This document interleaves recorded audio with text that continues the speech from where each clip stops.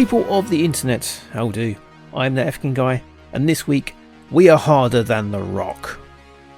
Oh, okay, right, no. Okay. This week, Total Cult Zone presents Harder Than the Rock, a music documentary about the UK's first reggae band, the Cimarons. And I say we were harder than the rock because this week I'm actually joined by not one but two people. That's right, two people have joined me this week. I have two friends. One of them is Mark Plant from 100 Things We Learned from Films, and the other is Joe from Hallmark of Greatness and Damn It Vacant podcast. And as you can tell from the intro to the episode, they are actually harder than the rock. They were absolutely rigid with excitement to review it.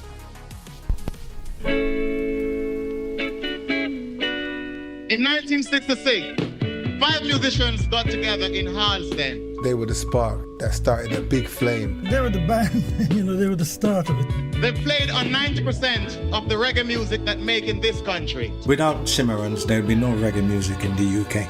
It's like what the Rolling Stones has done for rock and roll. Almost every artist come from Jamaica. You have to work with Cimarons. You name it, they backed him. They backed everybody. Brothers and sisters, they're here with us tonight. Put your hands together for the dynamic Cimarons! It doesn't matter where you go. If they play reggae music, you'll hear the damn Cimarons. They were the first to take reggae around the world. I was amazed when I got out there. Yes, Ramos. It was a bit of man. This is an unprecedented feat for a British reggae band. Smile on my face all the way through it. Same. Twice in 24 hours I watched this. I watched it when Dean sent it and I thought I'll watch it again.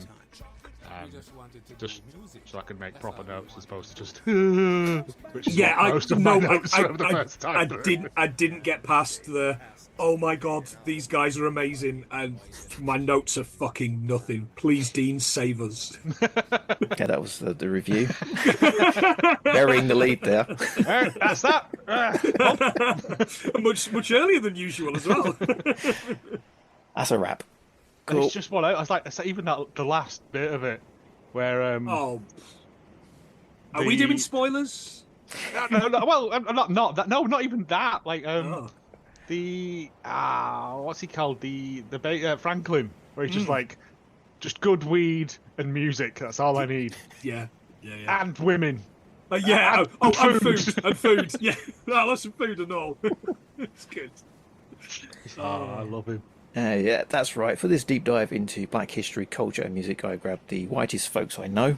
And I've got two guests this week. Hello, Mark. Hello. It's been a while. Been a moment. Yeah, been a long time. Obviously, 100 Things We Learned from the Films, or films. There have been films. There have actually been films since you and I last recorded anything. Proper films. Yeah, live show as well. Yeah, that was scarier than I thought it was going to be, as a man who gets up and stands up in front of people all the time, of standing up in front of 15-year-olds who have no fucking care or interest in what you're doing, but their mums and dads have made them stay to watch the old man talking show. Yeah, it was great fun. Edinburgh Fringe next, please, if anybody wants to put it on. The crowds in the dozens. Tripling what we had at this show. And Joe, how are you doing? Fine. Good to be back. Good to be doing actual proper films. Yeah, you've switched to reality TV a little bit. For the time being, yeah. Just because it's more fun and less work on my already damaged brain. Well, the Hallmark film just getting like too samey.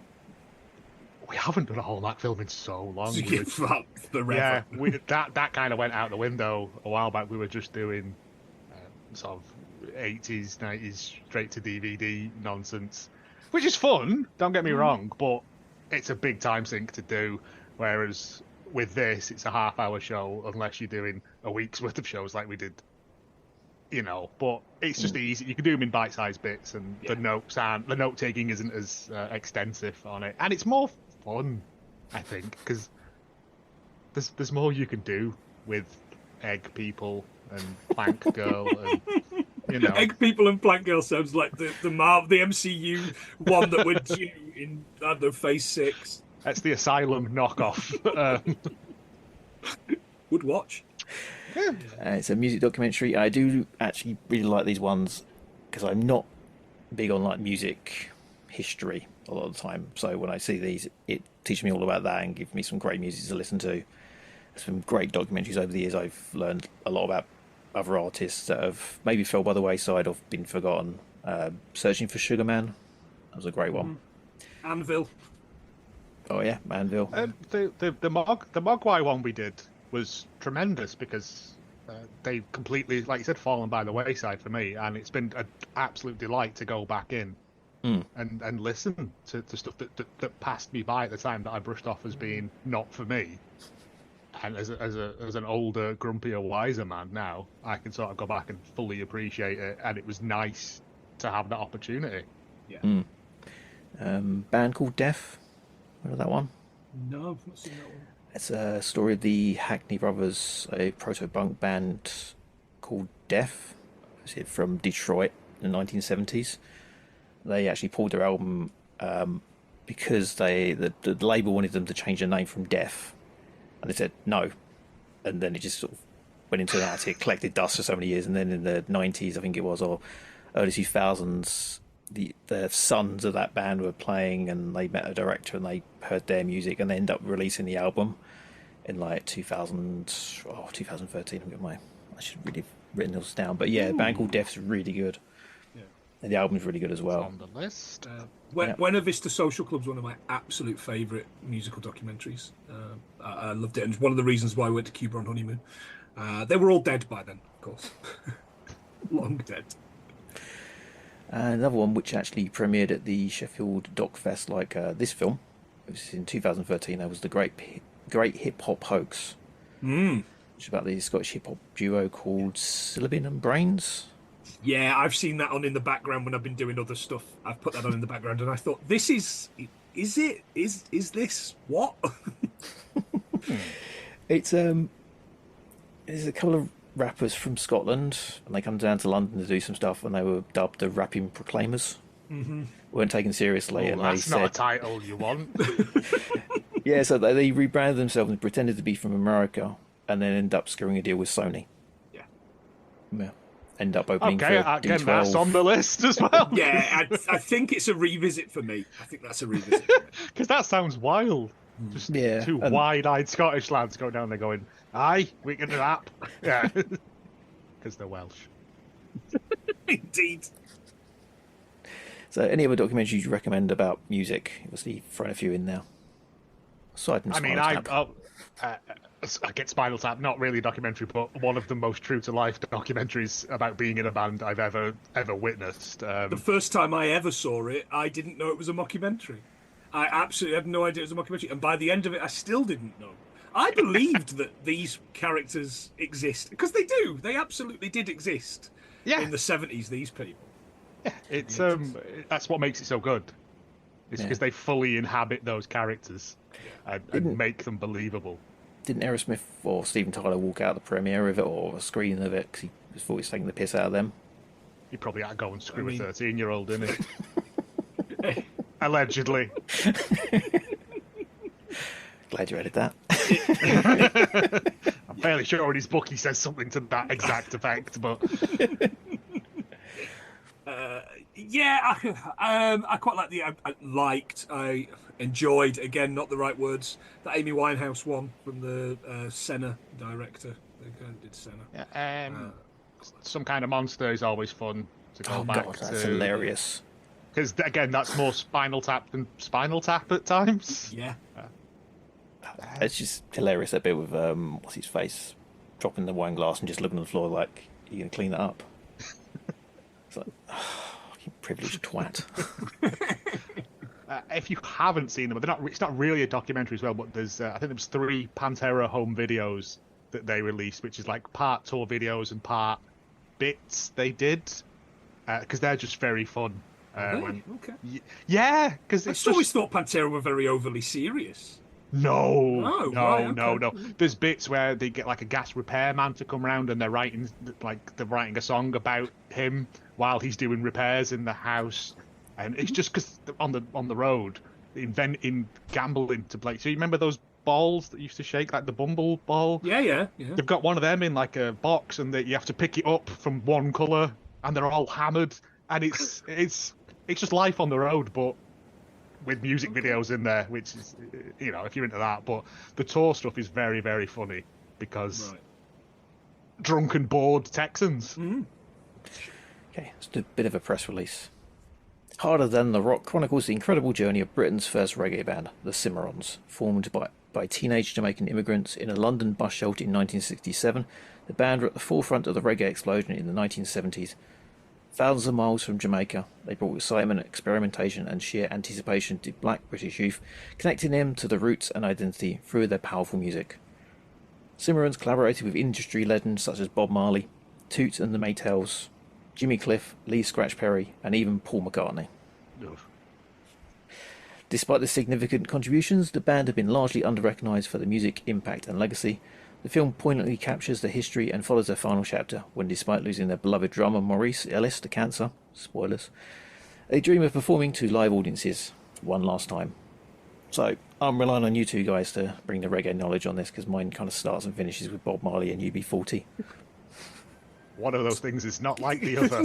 Yes, indeed. So, how familiar are you guys with the Cimarons? Any knowledge at all? Not at all, not even slightly. I'm fairly sure I will have heard them on a comp at some point, same. but I've never gone out to actively search down an album or anything, which will be, rectified, because this is wild. Yeah. Turns out I have heard them. I just didn't know I'd heard them, as the documentary is going to tell us. I'm not going to say has a band ever been worse done to by the music industry, because we know there's probably others a little bit worse off. But wow, these guys should have been huge.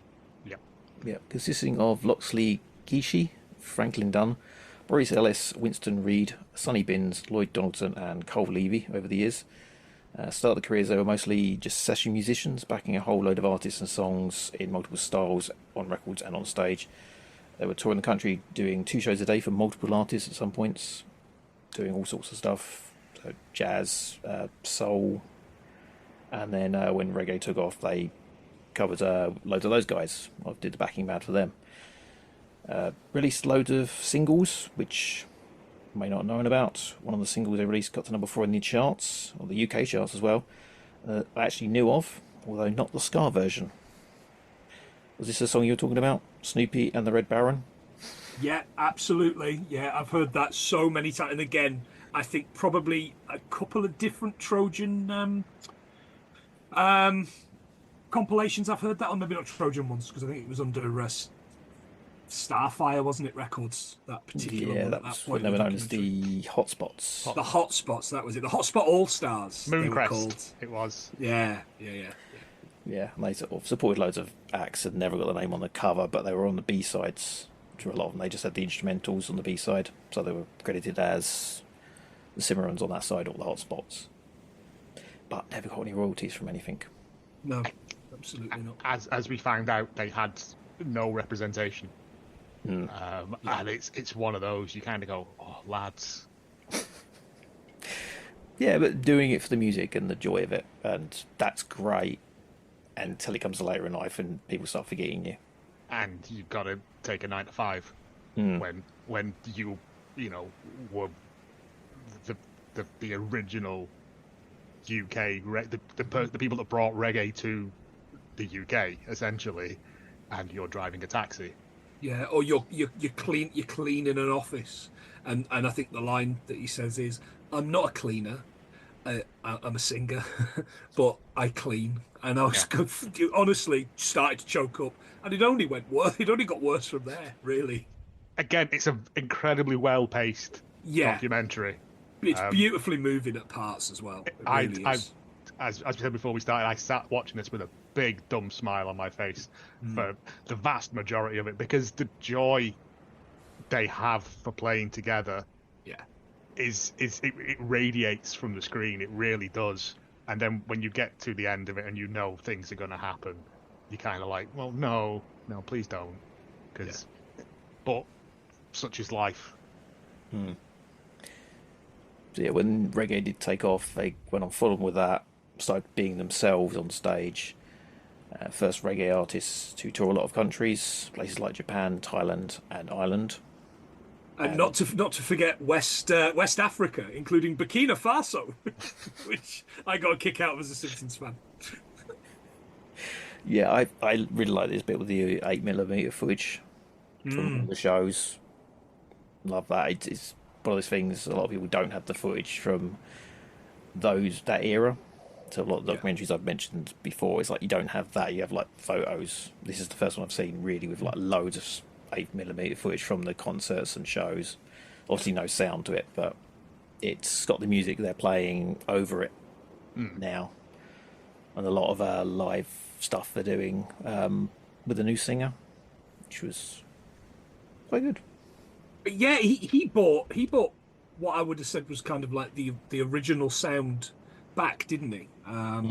The original singer, I know you'll have his name. I've got it somewhere a little bit further down my notes. Winston Reid. Winston Reedy, yeah. So he's got a particular sound, and this new guy who I haven't noted, but he mimics his voice fantastically. You wouldn't know there's a difference. Well, as he says, isn't it? He said like it's incredibly big shoes to fill but it rounds it out. He's got tremendous voice. The whole thing is tremendous, but it is just that thing of watching it. You're going, you've done all this, you did all this, you played Japan, you brought reggae to Japan, because that bit of footage of all them rockabilly dudes, Japanese rockabilly dudes dancing outside, I was like, I didn't even know this was a thing. But then they're like, Japan, it's huge. Still is. Oh well, it's having since like Japan takes Western things and Japaneses them up. Yeah, that's right. Yeah, not but so like the first night it was rammed, and then they went, "Can you come back next week?" And they were like, "Yeah," and it was like no one could get in. It was there was queues out the door for thousands of people. Come to see them. Yeah, and it's wild thinking about it because there's 5 lads from what was Brent, it? Basically. Halston. Yeah, Halston. Yeah. Who practiced in the youth club there? Yeah. Like it's such a great story. It's really romantic. Like it is. It's kind of why we all loved music as kids and probably tried to do some music. Some of us much better than others, of course, Joe. That's kind of you look at it and you go, these guys have been friends for life. And that's the kind of the part of music that I guess you don't really see. Because normally, I think if the fame had happened, would they have still been friends? Because money does strange things to people. Yeah. Even with the singer going off and doing his thing, Winston Reedy, and like getting his own success, he's still welcome back into the reunion show, and there's no real feeling with him. Yeah. That again, that made me well up a bit when they're like, "Come on and do a song." Yeah. Any other documentary, I think I would have gone, okay, that seems to have been a little bit shoehorned in. That seems to have been a little bit It didn't feel that way here. It just felt like it was still, it was a dirty little club with like 200 folk in it, and one of them was the guy that used to sing with them. And he got up and he was like, I don't know if I still know the words, and word perfect, of course. Ever the showman. But it's that like the first reggae band in Vietnam or whatever. Thailand. Thailand. Like I was like, again, not renowned as a reggae oriented country, and then they went and Ireland, and I was like, okay, now what's happening? Absolutely. Yeah, I always wondered why Guinness was big in Jamaica. And so that's now the Cimarons as well. I assume that they must have got, I don't know, 0.5% of every Guinness sold. If they've got a better guy running it, they might have done. Don't they have like the export ones where there's no actual percentage on it? I know Nigeria has it. Nigerian Guinness is varies depending on which Nigerian brewery you get it from. Yeah, if you've had they're it, all you'll under know. license. Yeah, they're all under license. Because it will knock you on your bottom. Yeah. Well, I always used to drink. I remember someone giving me a bottle of it once and going, "This tastes strange," and they went, "Yeah." I was like, cheers, thanks. Have another 2 if you can. No, but again, just like them going to do that gig in Ireland, and just the stories of it, of like him walking past the cop with the joint, and he's like, "Someone gave it me, officer. I don't know," but and just kept walking. Just kept walking. What are you gonna do? And it's these lovely. There's lots of these just little throwaway anecdotes throughout it, but they played everywhere. They said they were touring. It was like, you go to bed at 2, you're up for breakfast, you're back on the road every day, and they did it for years and years. And didn't fall out. If anything, it made them stronger as a unit. And that's just that thing of it's playing songs you love with your mates. It just comes across as just really nice people. Yeah. Who also managed to get approached by huge artists. You know, you mentioned at the top of the show, Dean, Paul McCartney. Now, whatever you think about Paul McCartney, and we've all got our opinions, you know, to do Mulligan Tyre, which is an absolute dirge, and to turn it into what they turned it into, you know, it's great. I could listen to that. I couldn't listen to Mulligan Tyre. I could listen to it, but it does sound a bit like, I don't know, like a bad Easy Dub All Stars sort of. Like, Mulligan Tyre is a dirge of a song that you can only roll it in glitter. You know what I mean? It's still at its core a cat turd. You know what I mean? Yeah, that's right. It's they said like that they did that album with Paul McCartney at his request, and there's a load of cover versions on it, or that's the ones they were releasing, and those songs were terrible compared to the original stuff. Yeah. This is going to be our break into the big time. Nobody wanted it then, and I don't particularly want it now, when I can go listen to your actual albums of good reggae and roots and but I guess you've got to water it down for the white people. Yeah, Paul McCartney, he was well-meaning. Oh, I believe he was acting with the best of intentions. Him and Linda. She's like, I put the radio on and I heard reggae and I loved it. And I was like, yeah, that's how everyone comes across it. Yeah, that's how it happens. Yeah, that's right. Yeah. Like, you go, what is this? It's great. It's making my body move in unwhite ways. It's making me feel. Yeah, they delve into the rock against racism stuff with Eric Clapton being a dickhead. Yep. They started touring with The Clash, Generation X, and did a major tour with Shams 69, which is wild. Yeah, but again, it's that thing of it's the Irish and the reggae, it's the punks and the reggae, it's just disenfranchised people. Rebel songs. Absolutely. Yeah, I mean, I what a double bill of Sham 69 and the Cimarons it would have been. Like, here's a load of songs about being a Cockney. Here's songs from the island. Yeah, as I said, like with Paul McCartney, the big time was calling them, and it didn't happen. And then they started going downhill, and people were kind of like, "Well, the songs aren't as good as they used to be, or didn't have the same feel." And that's when the downfall really of the band eventually split up. And then the last third of the film is their big comeback and talking to him now and introducing a new singer and well, but it's also interspersed all the way through with a sort of, I would say, live performance in an abandoned, like, brick factory or something. Yeah, it does look like that. But it's great. It's they go and record new stuff because they found a hard drive with songs on it, but it's all labelled weird. Yeah, and the guy whose hard drive it was and who's labelled it all up is living in Jamaica and does not give a shit. No, he's like, I'm gardening, mate. Leave me alone. With a machete. Yeah, but it's the fact that they got together. It's that bit, I think, as COVID happens and they're in that tiny room, the bass player and the guitarist, just having a little quiet jam together, and it's just a lovely moment that's caught. Yeah. And I genuinely, I think I love this more than the Mogwai one. Just because they're such like personable people. They're not bitter about it. And not just that, but I think the director, Mark Warmington, gets us so close to the band that it makes us feel like we're in the room with them. And that isn't easy to do. So, absolute credit to this guy for the work that he's done here in making us feel like we're almost one-on-one with these guys, having this, asking the questions ourselves. And that's so tough to do in film. It felt like we were in a room full of smoke. Yeah, absolutely. Franklin can toke, can't he? There's no doubt about that. That guy likes a smoke. Have you never been so mashed you've started playing your bass with a toothbrush? Come on.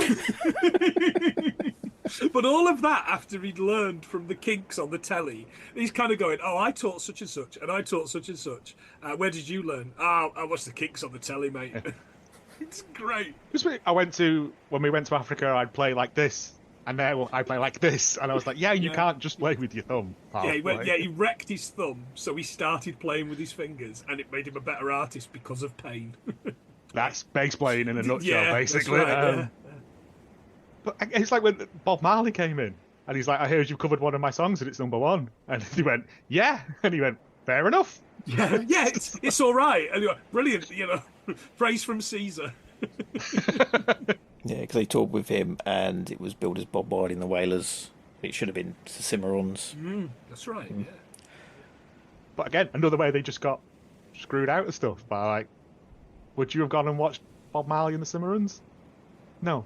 Yeah, that's right. Interchangeable, isn't it? Like back then, it would have been like the because this period of time, like that 70s, 80s sort of thing, is one of those bits that I wasn't there for it, but it holds a great fascination to me because things changed so rapidly in Britain, and the fact they reference like the National Front and all of that stuff that people had to go through. People were brought over here under false pretenses, basically, and like they found each other. They made these communities. They brought their home with them, and it's so much better for it.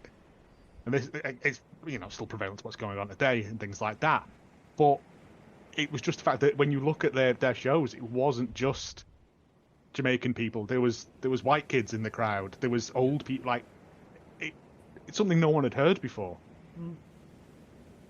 And the connection between the Irish community and the West Indian community, obviously you've got that, but what they say is, Kilburn as one place was predominantly Irish, and then over the years it became mixed, and we all live together because it's just what we do. Yeah, there's that great shot of some Irish guy fixing his car while a load of Jamaican lads are just watching him. That's right. That's great work. Probably not put that there, mate. Yeah. But it's just people getting on with their lives and trying to help each other as best they can. And I mean, it was when they went, the music styles might be different, and it cuts to tiddly-dee, a load of Irish people in a pub, and then it cuts to them doing like, not dub, but like, and it's like, they're not similar at all. No, absolutely not. And then towards the very end, I think General Levy was a great addition on this. General Levy's always great quality when he's on anything, but when he's on it and he's going, Jamaican, Irish, it's all the same, innit? And I was kind of like, no, it isn't, mate. Cool. So big recommend from both of you? 100%, absolutely. Yeah. For me, and without meaning to get too political, I don't think this film could have come at a better time for the UK, certainly for me personally, to kind of reignite my love of reggae, and not reignite because I'm always doing reggae stuff and ska stuff, but to reignite kind of my passion for anything Jamaica, West Indian, from cricket to music to food. And this it covers it all.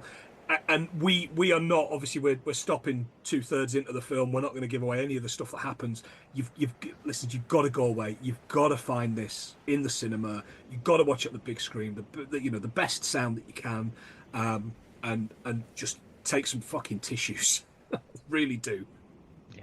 it is a tremendous documentary, like Mark said, of feeling like you're in the room. It is a proper fly on the wall thing, but you're not intrusive, and it's a great story.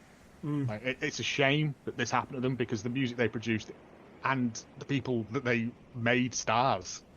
Yeah, is a shame that they never got. It's nice that they're getting the recognition they deserve now, but I feel like it's too late for a lot of them, because they're old men. They ain't going to be doing 80-night tours. You're going to be lucky if you get them in your town, and if you do, go and see them, because I am looking now. If they do, I may even venture down if they do London or something, just because it's really got. I've been listening to the albums I've been able to find on Spotify and places, but it's just, like you said, reignited that love of reggae and roots and dub and all of this stuff that I've kind of not forgotten about, because it's always there, but just got back into it because it's just so good, and the songs like through it, I've been humming all day. Like, it's was it Ship Ahoy? Yeah, Ship Ahoy is he's such a like a brainworm, really is, earworm rather. And I'm like, oh god, I bet the Dropkick Murphys have covered that, haven't they? Yeah. Of course they have. Okay, thank you for both coming on and having fun. No, thanks for having us. Look, just go and get this, watch this, however you can support this, wherever you can. Yeah, because you won't be disappointed. Yeah. It's 90 minutes, if that, and it feels longer, but not in a bad way. Absolutely. Because it's a beautiful film, a beautiful story, and there's some absolute banging tunes in it. What do you want? Ship ahoy, yeah. Ship ahoy, ship ahoy, ship ahoy, ship ahoy. As far as your eyes can see, men, women, and baby slaves coming to the land. Plugs. Who wants to go first? I didn't do it. You can find me and Planty, actually, on Hallmark of Greatness, where we're currently going through reality TV shows and possibly quiz shows and that at some point. Just for fun. There's no real plot or reason or rhyme to any of it. It's eye-opening. It's quality podcasting. Yeah, if you want. I'm at 100 Things You Learned from Film, pretty much wherever you get podcasts and things like that. Me and my co-host John, we cover a different film every week. We try and learn 100 things. Coming up very, very shortly as this goes out, we're going to be doing The Death of Stalin, which will be an absolute fucking delight, I'm sure, as picked by one of our patrons. 2.5 hour show. I don't think John's going to do too much deep diving into the USSR, but luckily for our listeners, I will. And represent the entire Red Army at the buffet. At the buffet. Yeah. That's right. Saw that at the premiere with Little Armando. Did you really? Yeah. Do you know what? I think Tom was in Manchester. Yeah.